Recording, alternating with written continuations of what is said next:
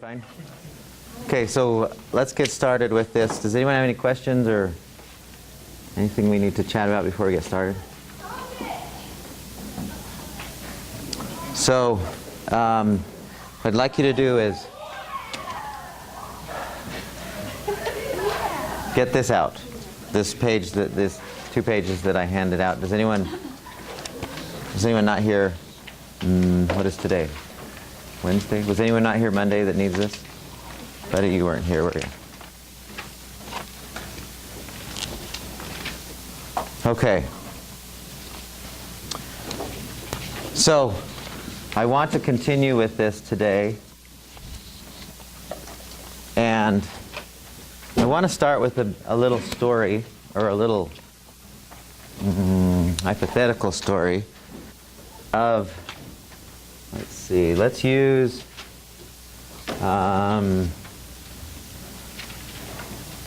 Brad. We want to, this is a story about Brad. And Brad is he's eating licorice. He's sitting in, he's not doing anything, he's watching TV and he's eating licorice, okay? Some red string licorice, okay? Can you picture that? And he's just sucking it down. It's just like unconsciously eating licorice. You ever done that? And so as he's eating this licorice, okay, and so don't laugh again. I'm not. Here's the mouth and here's the stomach. Liver somewhere over here and lungs, and so here's the guy. Here's Brad. And here's his mouth. Again, don't laugh. It's really awful. So here's the licorice that's coming down. He chews it a few times and then it's down into the stomach. Okay? And the stomach does its hard, goes to work breaking it down. The pancreas shoots in acids and alkalins to break it down into microscopic pieces of nutrients that go through microscopic sized capillaries into the where? Where does it go from the, well, actually from the stomach into the, where does it go next? Into the intestines, right? And so from the intestines, and again, so the small intestines are all over here, and then it goes from the small intestines, this licorice goes from the small intestines to where? Okay, most likely, really, it goes, what if it goes somewhere else? Like, where else might it go? Yeah, it goes into the bloodstream. So you have, here's the heart, and here's the heart, and here's the bloodstream that's flying all over the place. And we have,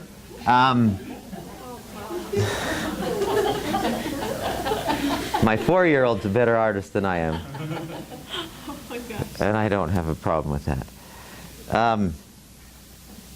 So when it goes into the bloodstream, and he's just down in it like a whole bag full.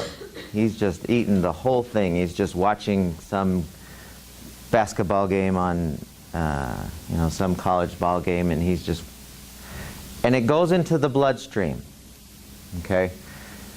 What happens next? Insulin starts to pour into the bloodstream. We have insulin that flows into the bloodstream. Why? Because it's got tons of sugar in there, and insulin initiates what needs to be, where it needs to go, whether it be for energy and then to storage. Okay. Let's say, do our muscles need sugar? Do our muscles run on sugar? Mm-hmm. Yes? Mm-hmm. Yeah, almost entirely. The blood glucose, which is when it's in the bloodstream, so we have bloodstream it's cruising through an artery, it's going that way, and you have blood glucose from the licorice that there's a certain amount of blood glucose that's going, and then if it goes in, the muscles know that they need a certain amount. So it'll go into the muscles to the extent the muscles can hold it. Muscle glycogen, right? And After that, if the muscles, the brain will use some will get stored in the liver. But where does it go? Now, why does it not want to stay in the bloodstream very long? We know that there's a condition in the body. Well, how do I say this? The body does not like to have more than a certain amount of blood sugar in the bloodstream.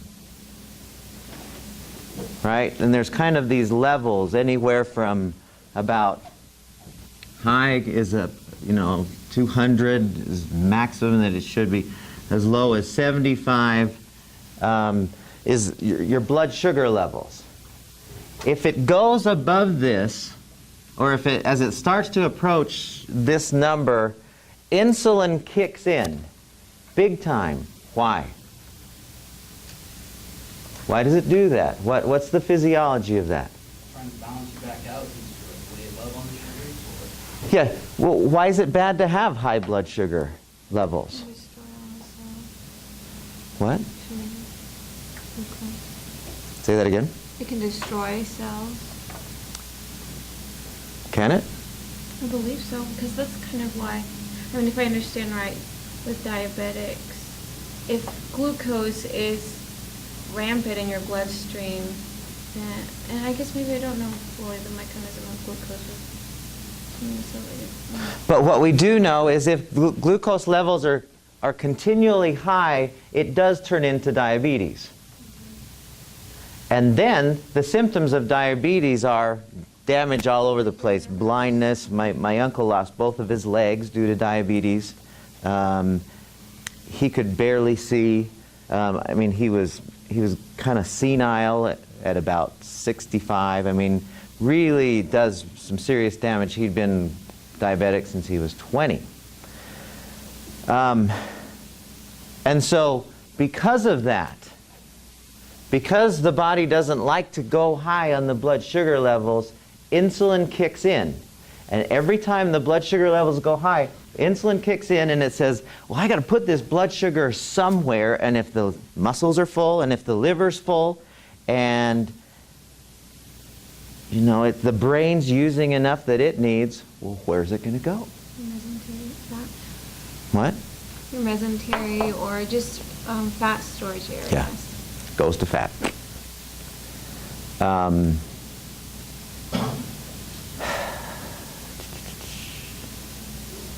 What is the opposite?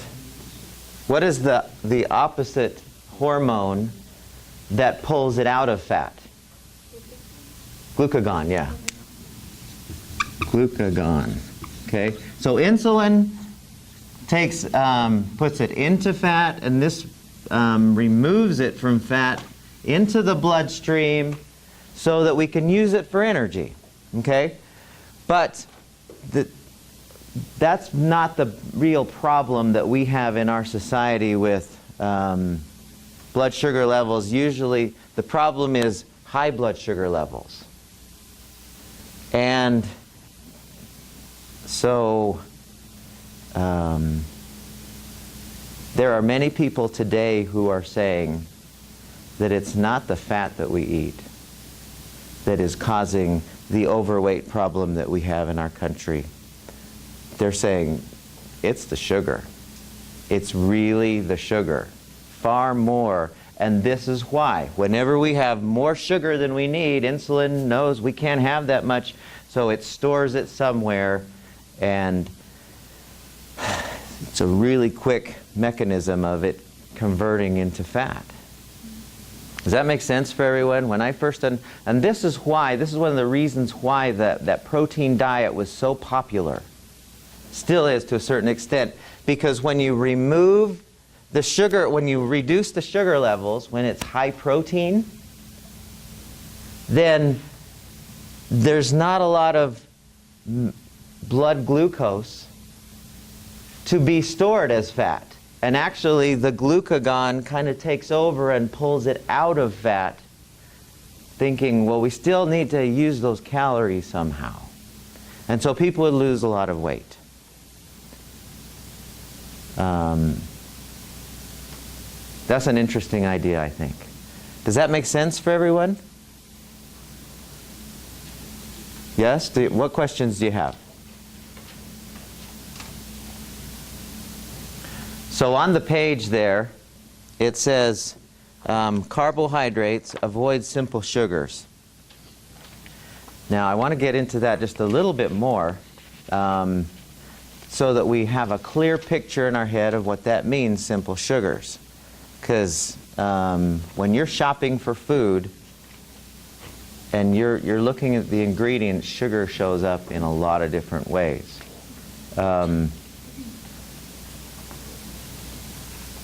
So how do we see that? Well, let me do it this way. We have two different kinds of carbohydrates. The suggestion is our carbohydrates should be anywhere from 55 to 65% of our daily calories. But it shouldn't be in the form of simple sugars. So we have, and this is probably a review for everyone, we know that there's complex carbohydrates and simple carbohydrates. But we don't always know what the differences are when we're shopping for food. People just think, oh, well, it's brown bread, it must be good for me. So let's explore what the differences are and where, because this is the bad one. And the worst of these, there's a lot of sugar shows up as a lot of different, in a lot of different forms, but the very worst, anybody know what that is? The high fructose corn syrup? Yeah, that's the very worst. Anytime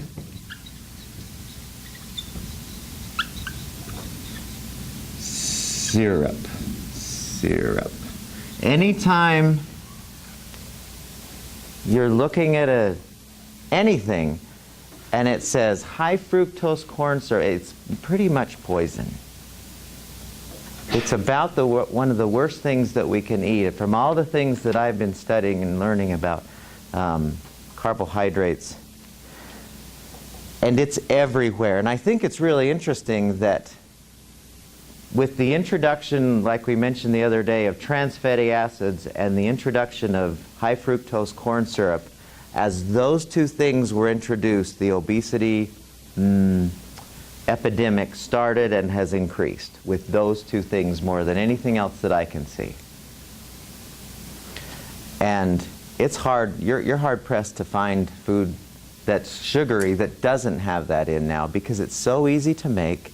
It's readily available. What's that? I was going to say you need less, but it's the same sweetness. So, but it's if you want to do some of your own research on this to find out, all the problems associated with high fructose corn syrup, there are plenty. Is that one of the main reasons why soda's so bad for you? Is that one of the main ingredients? Yeah, well, that's one of the reasons.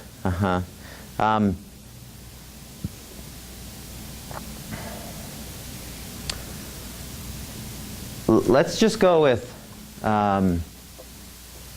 comparing these two, and just we'll kind of explore some of the other sweeteners out there and sugary things, and kind of compare them. But they're all pretty bad as far as this blood sugar thing is concerned. But the fructose is the worst by far. So how would you compare, or how would you differentiate complex carbs and simple carbs? What are some things that we know are common to simple carbs, as far as where we find them or what they're made of or whatever? Mainly like fruit sugars. Okay, so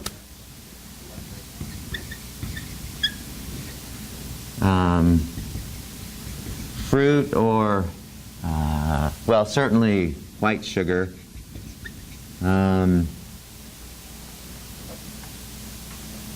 What else? Isn't it, it's most of the processed food, like white bread? Usually, more processed foods. What is the... So let's say that let's just use the example of bread, as we used milk the other day. Let's use the example of bread. So are some breads primarily complex carbohydrates? Yeah. So we know that some are here, and we know that some are here. If you were shopping and you wanted to get the very best bread, what would you look for? Okay, whole grain, that's a start. What did you say? I just said 100% whole 100% whole grain. grain, and it has to say 100% whole wheat, or it's not necessarily mostly complex carbs. And the whiter it is, I remember many years ago they used to say, the whiter the bread, the sooner you're dead. And there is some accuracy to that. If you took Wonder Bread, and first of all, you look at the ingredients on it. Have you ever seen white Wonder Bread? Does everyone know what I'm talking about? And you look in the ingredients, how many are there? And most of them you can't even say. There's too many syllables in the word. You're trying to juggle how to say the words. Has anyone made whole wheat bread? You know, at your house? Have you ever made it? What's the ingredients in real whole wheat bread? There's wheat. Wheat. A little bit of oil. Oil. Honey. Yeah. Honey. Some yeast and some salt. And maybe a few other things. But that's essentially it. And I can say it all over. Yeah. Easy. And I know where to buy them.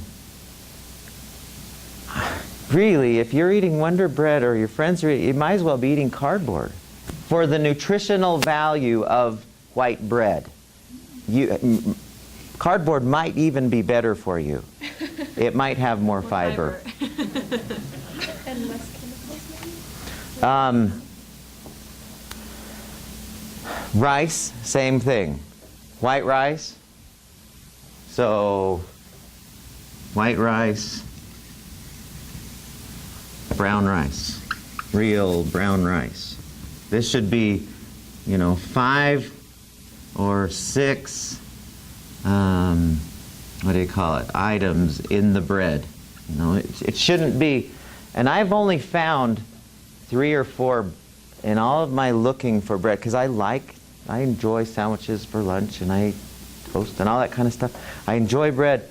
And I know that it's something I'm going to be eating every day for the rest of my life, so I want to choose the very best I can find. I've only found 2 or 3 brands or 2 or 3 companies that make real 100% whole wheat bread.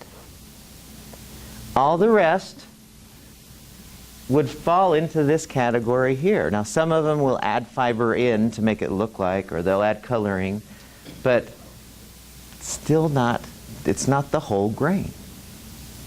And it's the whole grain that our body likes, not the completely denatured and completely processed grain. Our body doesn't like that. When we have that, then this is what happens. Yes. You may. That's okay. We got more yoga mats. Yay. Yay. Thank you so much. And if you find the packing slip, you bring it back. I sure will. Thank you very much, Lisa.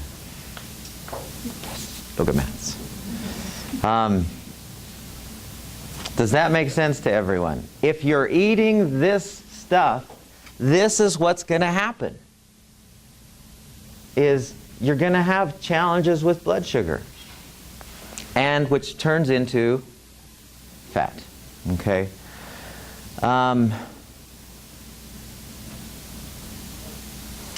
Let's see. So when you're eating, are there other sources of, are there other things that where we know that there's a difference between the two in typical foods? So we got breads, rices, any type of whole grain, like cereal, for example. Oh my gosh. Yeah, pasta's a good one too.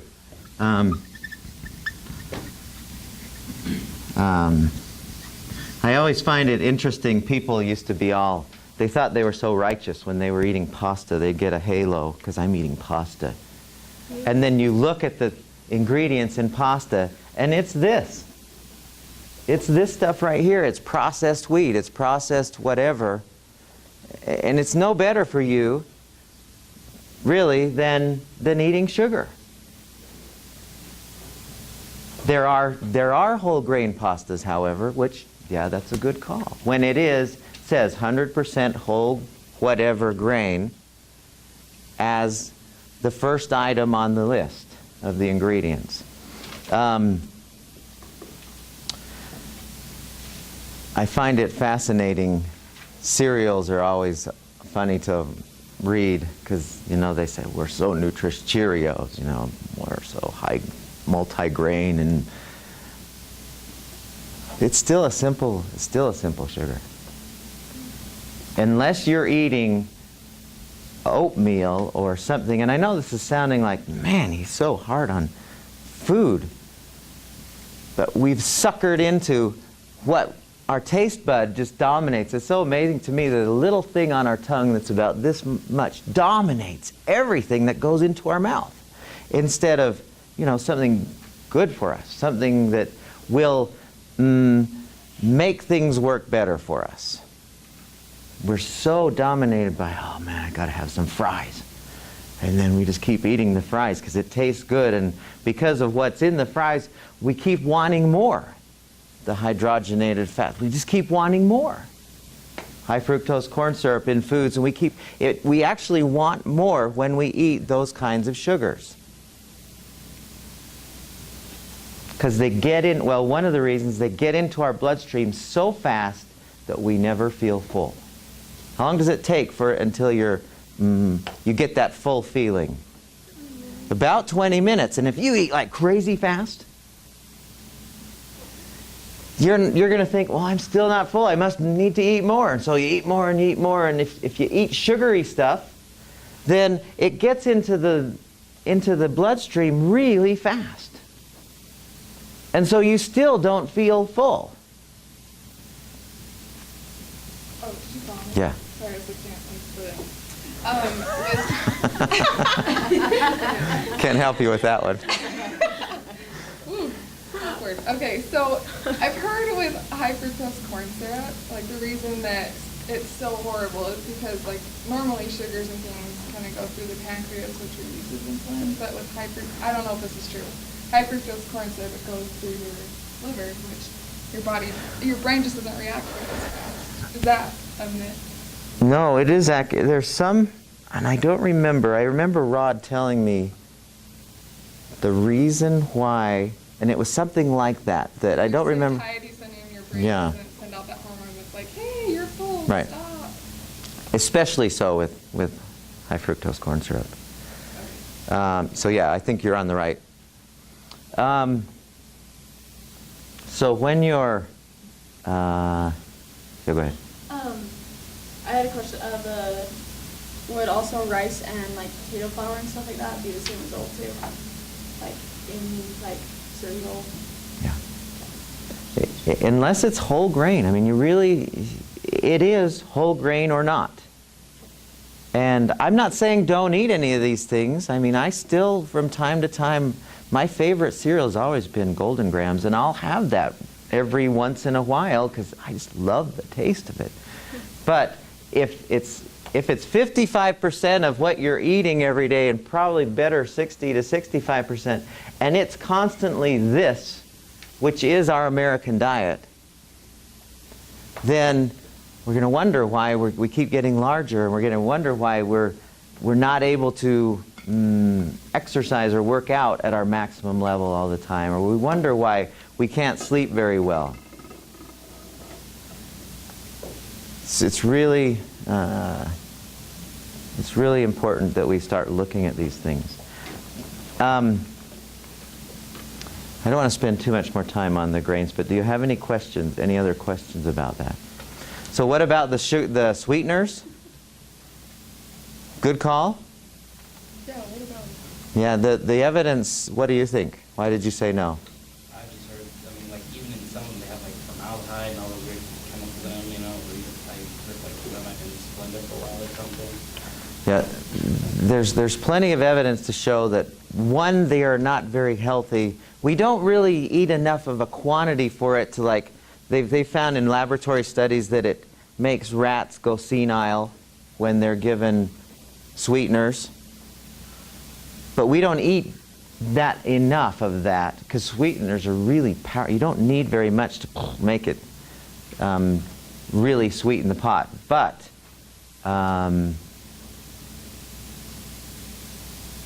what they have found is when people do eat these sweeteners in their food, they tend to eat more of everything else.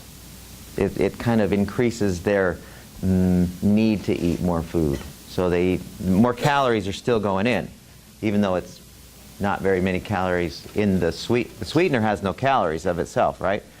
But they still tend to eat more calories. So what about if you're making a transition from like white table sugar and maybe some stevia or something that's supposed to be natural and better for you? Would that be a step in the right direction, or would that be detrimental?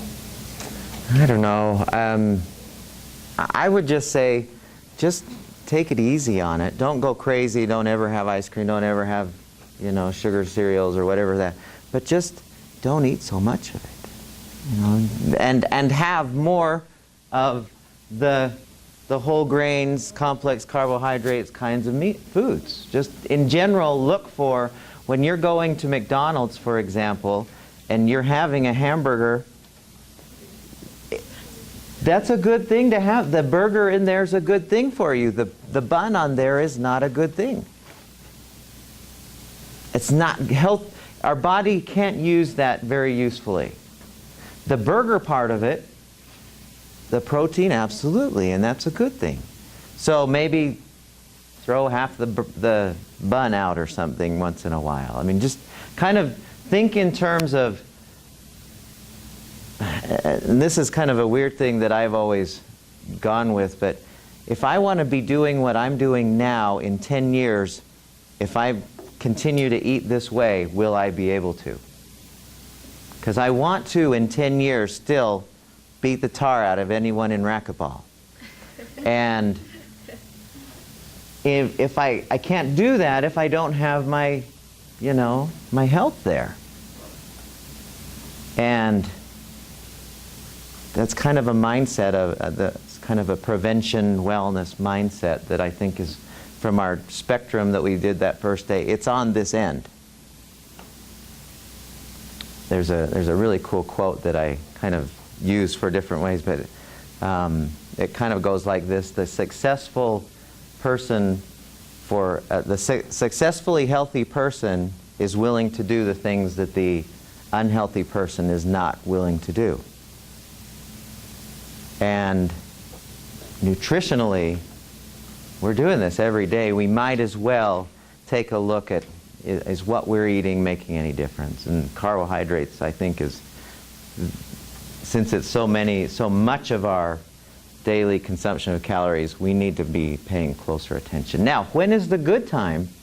There actually is a really important time that these things are useful and helpful, and we want to be including those. When is that? Simple sugars? Yes. You're asking? There is one event when, or one time when it's absolutely useful and beneficial.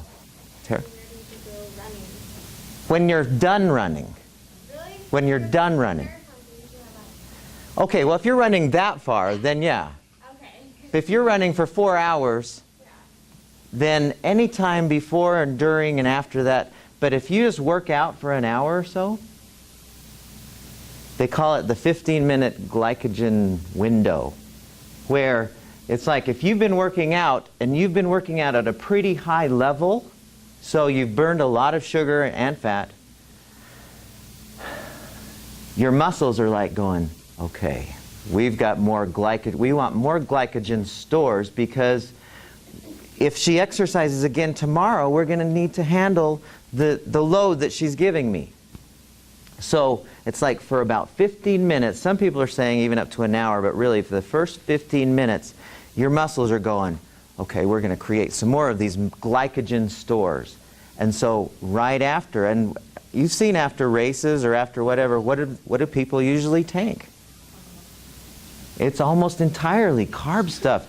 From chocolate, did you say chocolate milk? My brother-in-law That's is the biggest thing way now. into that, and he says chocolate milk is one of the best things after you've hiked, after you've exercised. Yeah. Because you get the sugar that you need, and it's good, and milk is good. Is that a simple or a complex sugar that's going in then? It's absolutely simple, and everyone's saying that's, sports nutritionists who study this thoroughly say, sure enough, that's what we're looking at. Milk product? Yeah, that's what Yeah. I heard. Yeah. I think that the chocolate, because if you're really worked out, regular milk doesn't taste so good. Right. But the chocolate makes it taste really good. The sports drinks, not so bad. Plenty of evidence to show sports drinks, not so bad afterward. Not during, not before. Unless it's a marathon, you don't need that before, because you got plenty in your muscles. Stored in there. It's right in the muscles. So when you go out for an hour-long jog or a bike ride for an hour or so, you don't need it. But afterward, or towards the end, that's when you start cranking it. That sounds fine. Not very many carbs in a coconut. But, I just want to clarify that we're not implying like go pop a bag of Skittles after you run. If we're implying that we need to have Skittles. simple sugars right after. no, yeah. Yeah. Gosh, I don't believe Is that that. why I crave ice cream? After you work out, you do? Really? And chocolate milk. I don't eat it, but that's what I crave. That's interesting. Maybe. I don't know. I just want to know, where do you kind of draw the line after you work out and you're eating, these simple sugars? Where's the point where you should know, okay, like I've had too much, this is good? Yeah. Well, the most important thing after you work out is obviously the water replacement. I mean, that's obvious. You have as much water as sweat you lost, which for some of us that could be 32 ounces. I just usually, for years and years, I just usually have like, the equivalent of like a quarter cup of sugar in 32 ounces of water with some lemon in there, some real lemon in there. You can't eat a whole gallon of milk. I mean, you'd get sick. So your body will kind of let you know when you've had enough. You kind of let your body say, yeah, that's enough right now. When you're restoring, you're not binging. You're not saying, oh, I worked out, now I gotta eat these sugars. That's not what you're saying. No. It's you are resupplying your body so your muscles can Yeah. build and heal after you. And because we really easily, very frequently, we think, oh, I just worked out. I burned, even on treadmills. I have a treadmill. It'll show me how many calories I burned. So I'm thinking, and I don't think it's very accurate, but it still says 790 calories that I just burned. Yes, I can have 18 different things today that I didn't have yesterday because I didn't work out. Yes. Do you know what I mean? No, Maggie's exactly what you're saying is right. We're just about, okay, what do my muscles need so that tomorrow I can exercise just a little bit harder? I actually have two questions on that. Number one, if you've already got a little bit of overweight, you still want to do that, or do you want to burn the fat first and then start crunching? Does that make sense? I mean, Burn the fat first during exercise? so for instance, I'm a little overweight, and so if I start exercising, do I still want to take the simple sugars? Just immediately after, if you've gone for more than an hour. Okay. That's the only, more than an hour of continuous exercise, then it's okay to be eating this stuff. Otherwise, this is very rarely, if ever, a useful part of our diet. Right. Even if you're overweight, it's smarter to eat simple sugars after because you're helping your muscles restore. Mhm. Okay. That way you'll be able to do it again tomorrow. If you weren't to do that, you get your workout tomorrow and you'd be worse off. Mhm. Okay. Yes. Maggie. I was just gonna say, listen to your body. I mean, that's your number one. Your body's gonna let you know. And sometimes craving, it's not exactly that what you're craving, but your body knows that it's gonna get what it needs from that. Mhm. And so if you are craving something, it's usually because you're deficient in something Mhm. that you're gonna get from that. If it's, now let me clarify that. If it's not a conditioned craving that you just, Yeah. late in the afternoon and suddenly you find yourself, I gotta have some chocolate. Yeah, but like, I hate steak forever. I would not eat steak, period. But I don't get enough iron usually. So Mhm. if I'm craving a steak, that's rare, and I know that my body. Your body's letting you know. I'm not gonna get it from the steak, but I'm gonna give my body some iron. Mm. And if you have just worked out your normal 30 minutes or whatever, and you need to resupply your water or whatever, then do that. But if you've worked out hard after, you can tell that your muscles are shaking. And you can tell that your little tipsy or whatever after a hard run, and you know that you need to put Mhm. some simple sugars back in your body. Right. You'll feel a little lightheaded or whatever sometimes, so you know that you need food. Yes. Just pay attention, I guess. Yeah. Kids, you've seen the kids outside who are eating dirt. You think, what a stupid thing. Well, there's something in the dirt apparently that a nutrient of some kind, a mineral, I guess, that they're lacking in, and they just naturally, we don't have, I think we've lost a lot of those natural listening tools. Let's go to, oh yeah, go ahead. Please, just one question. Yeah. real quick. So I've heard, like, if you've eaten just white bread, like your whole life or whatever, then you can't go straight to wheat bread. Is that true, or is that a myth? Well, it goes down to what's the fiber? Eat an adequate amount of fiber, the third bullet from the bottom, which is 25 to 35 grams a day, which for some of us that might be a lot.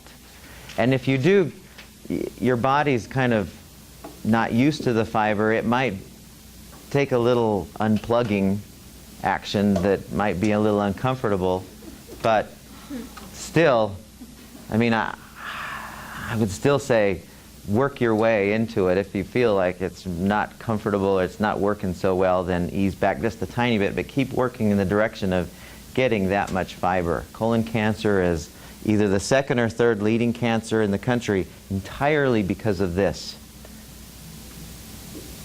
One thing really quick on the fiber thing is, if you want to go from white to brown rice or whatever, you should mix it. And when my boys, they were not interested in eating brown rice at all, so I made white rice and then just slowly started to gradually add the brown into it, and now it doesn't bother them. No, they don't notice, yeah. Yeah. So let's go to protein for a second, because there's a lot of questions about protein. A lot of people say, oh, I got to get on those protein diets. That's the thing. Muscle boys saying, oh, I got to really power the protein. There's no evidence to show that even muscle, unless you're like Mr. Olympia guy, there's no evidence to show that more than 15% of your diet in protein is going to make much difference in how your muscles develop. It's most everyone, unless you're a vegetarian, most every one of us gets sufficient protein in our combination of foods. We don't need much more than 15%. Because of this. Because of the blood sugar thing.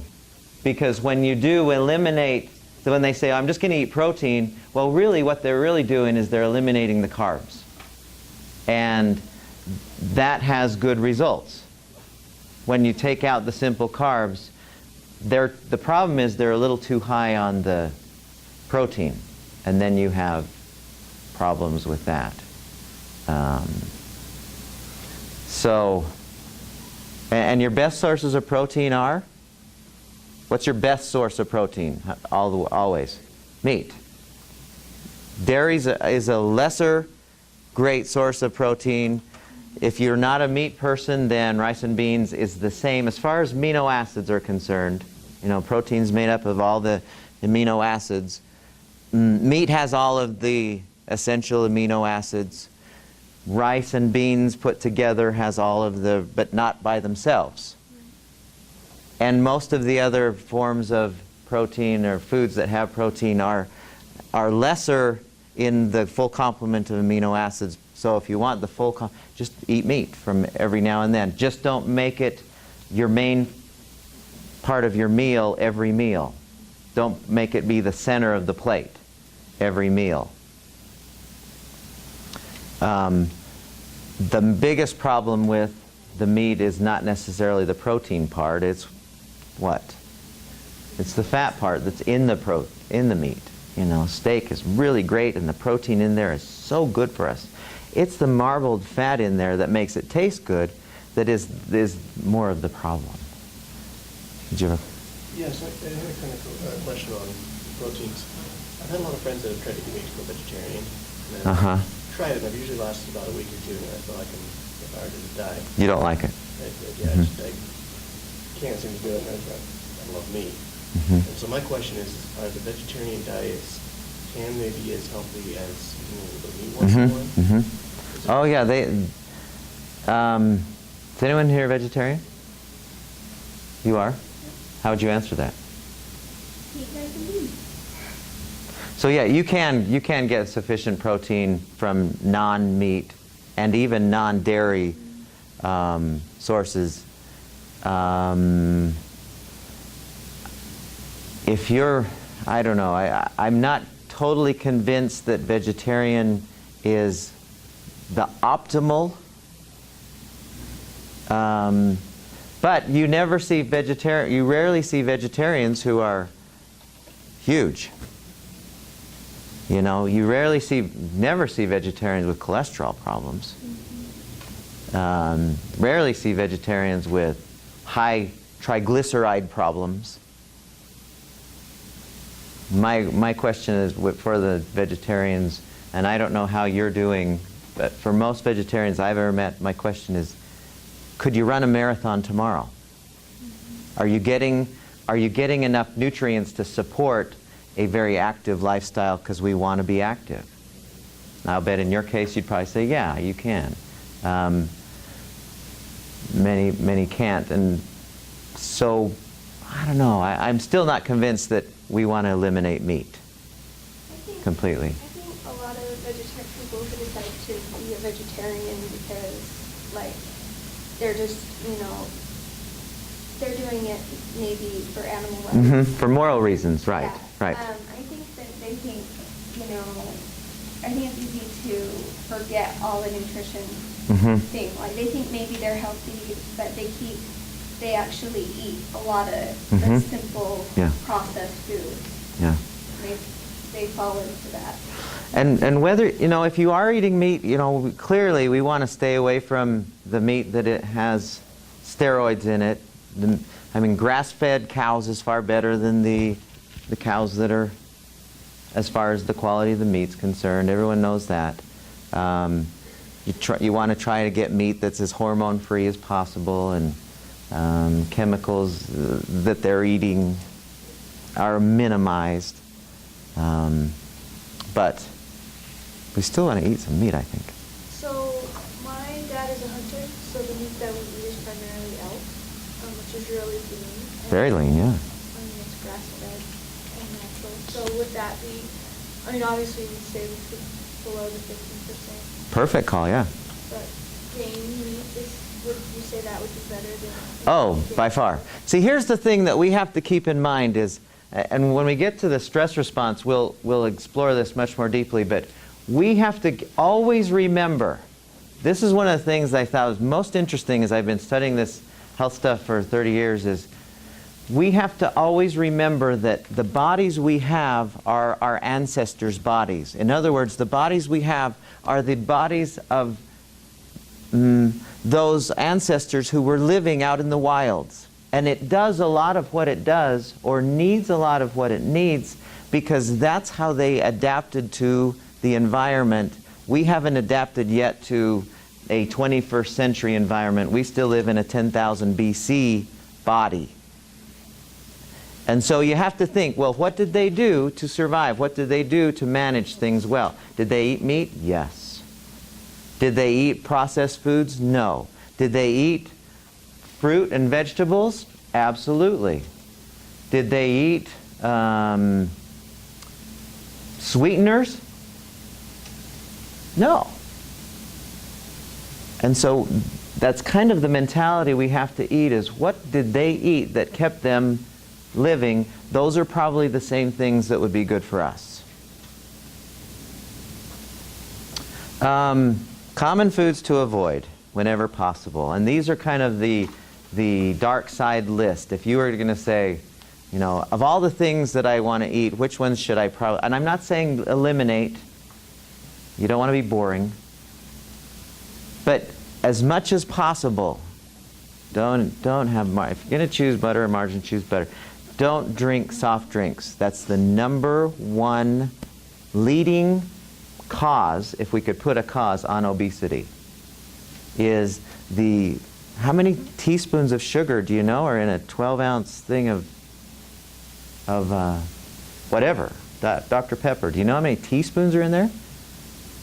I don't know exactly how many teaspoons, but one of my grandma's doctors told her that if the United States as a whole quit drinking soda pop, he'd lose 60% of his weight. And that was just an average Yeah. doctor. And just because Yeah. of all the things and health problems it leads to, and Yeah. other things contribute, but if Americans Yes. quit drinking soda pop, he would lose 60% of his weight. I believe that. She still drinks a can of Dr. Thunder every day, and that's it, in the water. But Dr. Thunder? the generic brand of Dr. Pepper. So, yeah, her Dr. kidneys Thunder. were shut down, and for some miracle. And she still keeps... Yeah, for some miracle, she's not on dialysis and they're still working. But that's all she drinks, even though she was told that. And I just find it interesting. See, and again, when you drink a soft drink, it couldn't get into the bloodstream more quickly.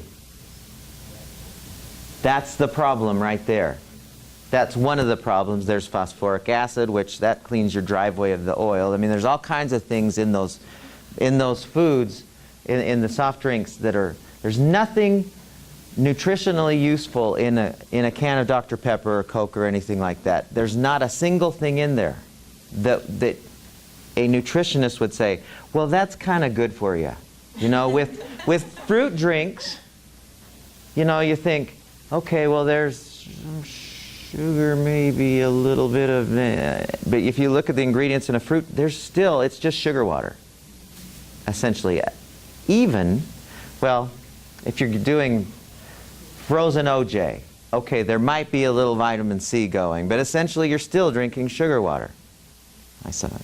So I had a question on that. Is it the actual carbonated water that's bad for you, or is it the ingredients? It's more the ingredients than anything. When the carbonation depletes calcium from your bones. Yeah.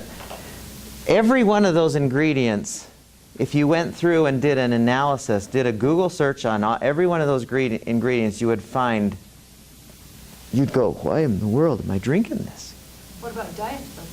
They're worse. Just as bad, you just drink more of them, and you're just drinking the sweetener instead of the sugar, which makes you hungrier, and you have more calories. Okay, what can you tell me about the evil that is energy drinks? So, add some caffeine to that.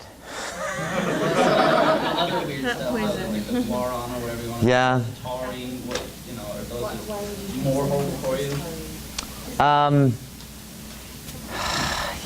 Look at what's in it. Look at what's in it and say, would our ancestors find this useful? The guarana, maybe. Really, the guarana, maybe. Because that's a naturally occurring herb that they probably did have. But everything else in there, probably not.